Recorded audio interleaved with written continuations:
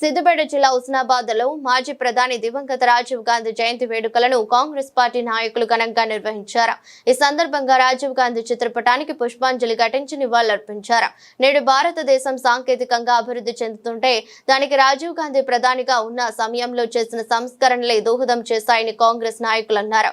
ఇప్పుడు ఆయన కుమారుడు రాహుల్ గాంధీని ప్రధానమంత్రిగా చేయడమే లక్ష్యంగా ప్రతి ఒక్క కార్యకర్త పనిచేయాలన్నారు. ఓట్ల చోరీ విషయంలో రాహుల్ గాంధీ చేస్తున్న పోరాటానికి ప్రజలందరూ మద్దతు ఇవ్వాలని కోరారు.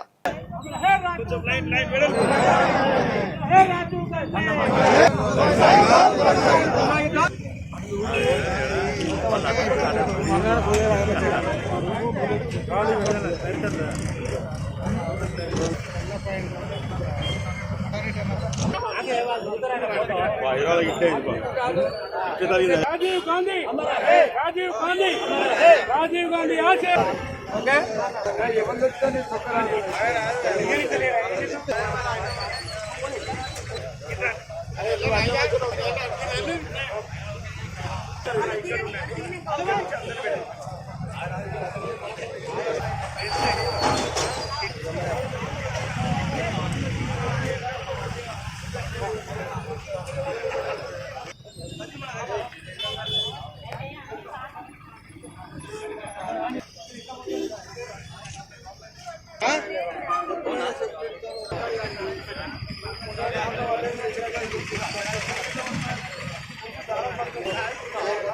కట్టుకునే బాబుతో ఎవరైతే ఉన్నారో వాళ్ళకి ఇందులో మేము కూడా ఈ 5 నెలల ప్రయాణం చేస్తాం.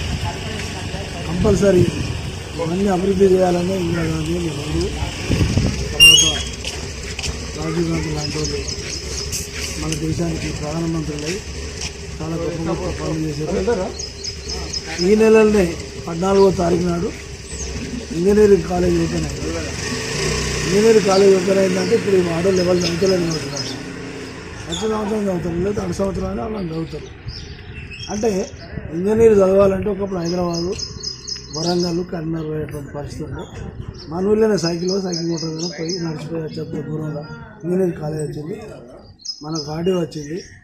మళ్ళీ చాలా అభివృద్ధికి సంబంధించిన కార్యక్రమాలు కూడా జరిగే అవకాశం ఉంది. మన శాసనసభ్యులు మంత్రి గారు కొన్న ప్రోగ్రామ్ మీ అందరి దగ్గరే మనందరి దగ్గరే కాబట్టి ఇక్కడ కూడా ఎన్నోసార్లు వచ్చిండు. ఉదయం సాయంత్రం నడిచి వచ్చిండు, మళ్ళీ కూడా భవిష్యత్తులో కూడా వస్తాడు. రాజీవ్ గాంధీ గారి విషయానికి వస్తే 18 ఏళ్ళకి ఓటు హక్కు వచ్చింది. ఢిల్లీ నుంచి డైరెక్ట్ జవహర్ రోజ్గార్ యోజన పేరు మీద డబ్బులు ఇచ్చిండు. తర్వాత మన దేశం ఇళ్ళల్లో ఇవాళ కలర్ టీవీలు ఉన్నాయి, సెల్ ఫోన్లు ఉన్నాయంటే దానికి కారణం రాజీవ్ గాంధీ. ఆ రోజుల్లో ఆయన బాగా చదువుకొని ఒక పైలట్గా నౌకరీ చేసి ఆయన అంత పెద్ద కుటుంబంలో పుట్టిన ఆయన ఒక నౌకరిగా చేసిండు, విమానాలు నడిపేది. మన సొంతలో మా నాయన బొగ్గువేల పనిచేస్తే నేను నౌకరీ చేస్తాను. పేద కుటుంబాలైనా మన మనస్తత్వాలు ఇట్లా అయినాయి.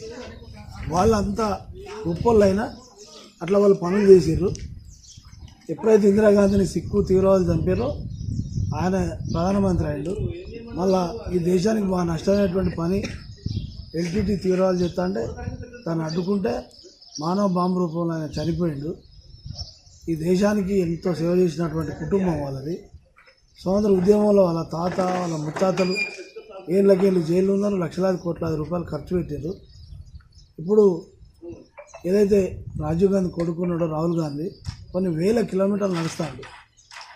మొన్నటిదాకా టీవీలలో చూసినాం మనం. ఇప్పుడు మనం అనుకుంటాను మనం ఓట్లు ఎత్తేనే అందరికి గెలుతాను, అది కూడా ఓట్లు ఎత్తే గెలుతలేరు. మనం పోయి మనం ఎవరికో ఎత్తాను, మనం అందరికీ చేయి గుర్తుకే ఓటేసినాం అనుకో, లేకపోతే ఇంకే గుర్తుగానే ఓటేసినాం అనుకో, అవి మన కళ్ళ ముందే మనకు వేసినట్టు కనపడుతుంది. లెక్క పెట్టేటప్పుడు ఇంకోలో పోతున్నాడు. అటువంటి పరిస్థితి మోడీ చేసిండు. రోజు టీవీలలో అదే చర్చ నడుతుంది, పేపర్లలో అదే నడుతుంది. అది కూడా మీరు అన్నీ తెలుసుకోవాలి, మీ పిల్లలతో తెలుసుకోవాలి.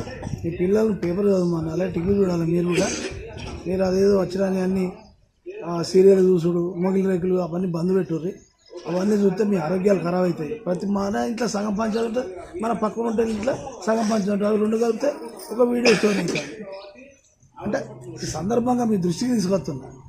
అవన్నీ బంద్ పెట్టి కాలక్షేపాలు వద్దు. మనకు విషయాలు ఏం జరుగుతుంది, దేశంలో ఏం జరుగుతుంది, ఊళ్ళో ఏం జరుగుతుంది, ఎమ్మెల్యే మంత్రి ఏం చేస్తాడు, మనం భవిష్యత్తులో ఏం చేయాలి, అనే విషయాల మీద ఆలోచన చేయాలని ఇవాళ సాయంత్రం 4-5 గంటల దాకా ఇట్లా వాడలలో తిరుగుతున్నాం. మీ వాడల నుంచి మొదలుపెట్టినాం. ఒకప్పుడు ఇది బొప్పరాజు లక్ష్మీకాంతరావు గారి వ్యవసాయ భూమి. మరి సర్కారే కొని ఎందుకు ఇచ్చింది?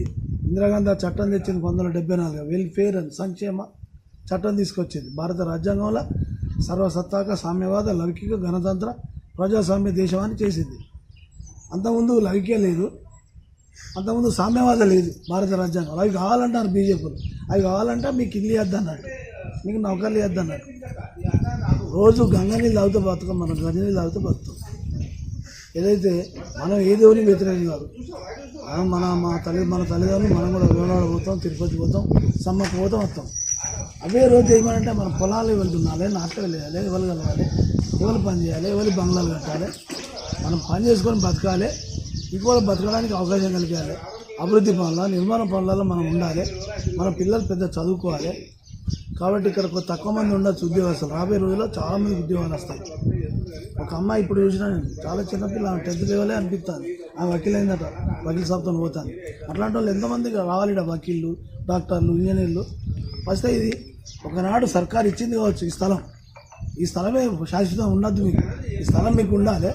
ఇలాంటి స్థలాలు ఊళ్ళే లేదు. కరీంనగర్, హైదరాబాద్ కొనుక్కునే స్థాయికి మీ పిల్లల ద్వారా మీరు ఎదగాలి. అట్లా ప్రయత్నాలు చేయాలి అని తెలియజేస్తూ మీ అందరికీ ప్రత్యేకంగా రాజీవ్ గాంధీ పుట్టినరోజు 81 సంవత్సరాలు